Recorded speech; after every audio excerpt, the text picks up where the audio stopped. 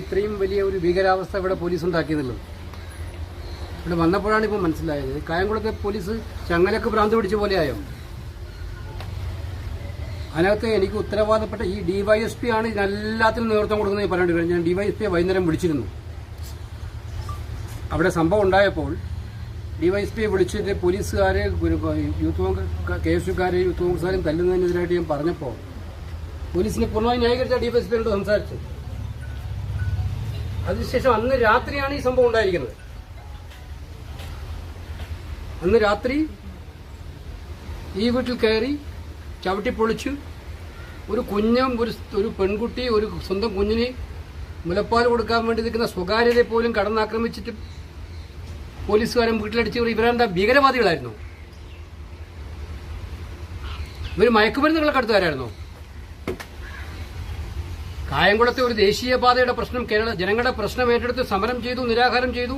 അവിടെ ചില അലങ്കോലം ഉണ്ടായതല്ലാതെ വേറെ എന്ത് കുറ്റമാ പാപമാണ് ഇവർ ചെയ്തത്?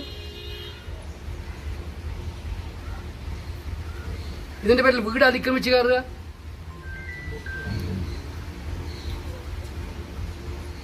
ഇതെന്താ പറ്റിയത്? അവർക്ക് അറസ്റ്റ് ചെയ്യണമെങ്കിൽ പാർട്ടി നേതാക്കന്മാരോട് പറയണം, ഇന്നയാളെ ഞങ്ങൾക്ക് അറസ്റ്റ് ചെയ്യണം. അങ്ങനെ അത്രമാത്രം കുറ്റമൊന്നുമില്ലല്ലോ. പാർട്ടി വിട്ടുകൊടുക്കുവരെ. അതിന് പാതിരാത്രി പുറത്ത് 2 മണിക്ക് വീടിനകത്ത് കയറി സ്ത്രീകളൊക്കെ നടത്തി വനിതാ പോലീസ് കടന്നാക്രമിക്കുകയാണോ ചെയ്യേണ്ടത്?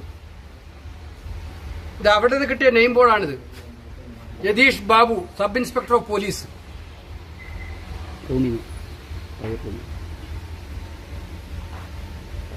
ആ ഡോറ് മുഴുവൻ തകർത്തിരിക്കുകയാണ്.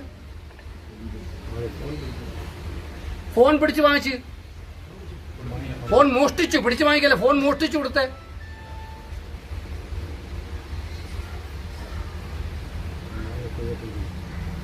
ഇതെന്തൊരു നികൃഷ്ടമായ രീതിയിലാണ്. നിങ്ങൾക്ക് അറസ്റ്റ് ചെയ്യണമെങ്കിൽ അറസ്റ്റ് ചെയ്യാൻ മാർഗമുണ്ട്. ഹൈക്കോടതി, സുപ്രീം കോടതിയിൽ എത്ര നിർദ്ദേശങ്ങളുണ്ട് അറസ്റ്റ് ചെയ്യാൻ വേണ്ടിയിട്ട്? കാരണം വീട്ടിൽ കയറുക, റാൻസാക്കുക, കടന്നാക്രമിക്കുക, ഡോറടിച്ചു പൊളിക്കുക, ഇതിനെല്ലാം നേതൃത്വം കൊടുത്ത് ഞാൻ ഉറപ്പിച്ചു പറയുന്നു ഡിവൈഎസ്പി ആണ്, സംശയമില്ല. കാറ്റ് വിതച്ചു കൊടുക്കുക. നമ്മളെ മനസ്സിലായിട്ടില്ല അദ്ദേഹത്തിന്. കോൺഗ്രസ്സുകാരെങ്ങനെ പേടിപ്പിച്ചിട്ട് 2 വിരട്ടിയെ പേടിച്ചു പോകുന്നില്ല. ന്യായമായ കാര്യങ്ങൾക്ക് ഞങ്ങൾ കേൾക്കും. നിയമം അനുസരിക്കേണ്ടതാണെന്ന് ഞങ്ങൾക്കും അറിയാം. നിയമവിരുദ്ധമായി ആരും പ്രവർത്തിക്കുന്ന നിയമവിധമായി നിങ്ങൾ അറസ്റ്റ് ചെയ്യൂ, നിയമവിധേയമായിട്ട് അറസ്റ്റ് ചെയ്യൂ. അപ്പൊ അതിനുള്ള നടപടി സ്വീകരിക്കുന്നതിന് പകരം വീട് കടന്ന് ആക്രമിക്കുക, എന്നിട്ട് വളരെ അട്രോസിറ്റി കാണിക്കുക, നിയമസമാധാനം പാലിക്കേണ്ട ആളുകൾ വീട് കയറി ആക്രമിക്കുന്ന സ്വഭാവം ഉണ്ടാവുക. മുഖ്യമന്ത്രി ഇക്കാര്യത്തിൽ ശക്തമായ നടപടി സ്വീകരിക്കണമെന്നാണ് എനിക്ക് പറയാനായിട്ടുള്ളത്. ഈ കുറ്റകൃത്യം നടത്തിയ ഉദ്യോഗസ്ഥന്മാർക്കെതിരെ നടപടി സ്വീകരിക്കണം എന്നാണ് എനിക്ക് പറയാനുള്ളത്.